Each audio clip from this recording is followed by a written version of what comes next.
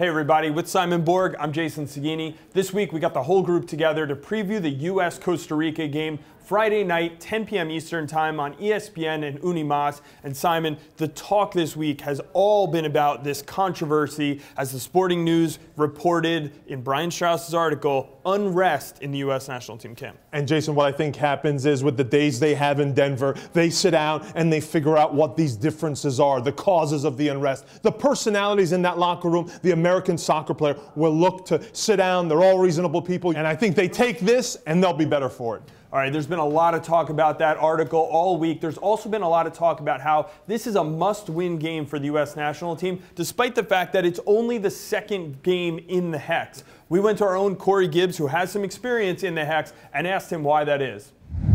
Thanks, guys. The U.S. have to take advantage of the fact that they're playing on home soil.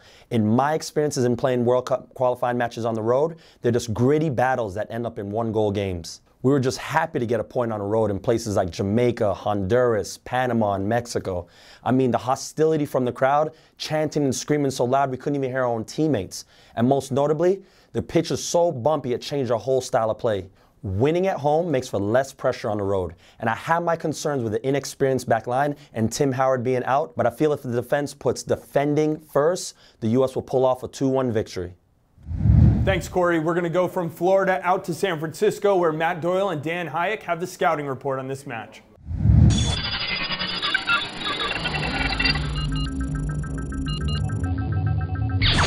Thanks, guys. I'm Dan Hayek here with Matt Doyle. And Matt, let's just jump right into it, shall we? The U.S. backline has been decimated with injuries, especially at the fullback position. The only two recognized fullbacks on this roster are Tony Beltran, of course, of Real Salt Lake, and Justin Morrow, the left back for the San Jose Earthquakes. Do you expect to see both of these guys thrown into the deep end in this one, or could we see more experienced guys playing at a position such as Jeff Cameron, who has only lined up as a center back for the U.S., or DeMarcus Beasley, who has gotten games at left back for the U.S., but is more of an attacking left-sided player? Well, I think you might have hit the nail on the head with Cameron. Nobody can really be sure. It's Jurgen Klinsmann. Even the players aren't sure until the ball is kicked.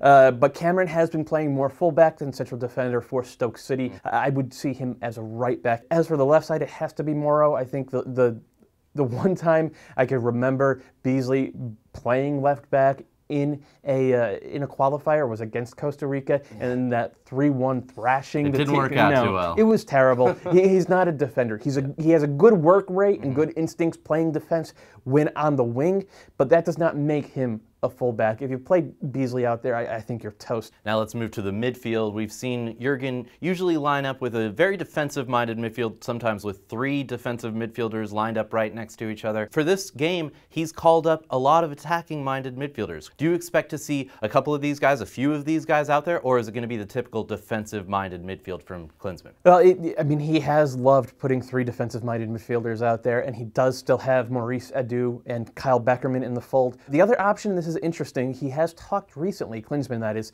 talked recently about having Bradely and Jones in sort of a double pivot role. One holds and the other goes into the attack. When that one comes back, the other's free to go into the attack. It takes a little more coordination, but the way Klinsmann has talked and the way he has built this roster, I expect to see Zusi on the right, maybe Brad Davis on the left. That would be nice to see, and just go a straight 4-4-2. You can't rule it out. All right, well, that's the scouting report for this one. Let's kick it back to the guys in New York. Thanks, guys. We've heard a lot about the U.S. national team already, but their opponents, Costa Rica, is a team that we're all familiar with from playing in CONCACAF and a few important players on their team in MLS, Simon. Costa Rica, they're undefeated against the U.S. in the last 5 matches, but this is a very beatable team. First, they are weak at defending. They're not physical enough. 2, set-piece defending, very lax. They can be beaten down the flanks. They play too slow, and then their captain, Brian Ruiz, plays in the Premier League, has no personality. This guy is so quiet on the field. I think this is a very beatable team. All right, well, Ruiz's partner up top, Alvaro Sabrillo, might be the key to this game. We gave our own Greg Lawless 60 seconds to tell us why. Thanks, guys. Explaining what makes Alvaro Sabrillo the attacking threat that he is would probably take a little more than 60 seconds, so we'll keep it simple. Sabrillo, or Sabo as his teammates call him, is flat out cool. Sabo is as cool as anyone in CONCACAF when he gets in front of goal with a chance to score. His favorite place to set up shop for both Real Salt Lake and Costa Rica is the far post, particularly going for a head ball. Check out these headers that Sabo finished for RSL. He's also very crafty at finding little seams in the defense. Now that's bad news for the US considering how makeshift their backline is. His goal against San Jose in week 1 of the MLS season shows exactly how he can get behind the defense. And of course, he finished. Cool. Now this week we learned that Saborío picked up a knock in training. We're not sure if he's going to go. We expect that he will. If he can't go, most likely Jairo Arrieta from the Columbus Crew will take his place. Arrieta is a different type of player. He's a scrapper. He's not cool in the same way. But if Arrieta goes because Saborío can't go, you have to imagine the US backline will be cool with that. Well, thanks, Greg. There you have it. The U.S. plays Costa Rica 10 p.m. Eastern Time on Friday. You can see that game on ESPN and Unimas. And don't forget to check out MLSsoccer.com for a live chat during the match.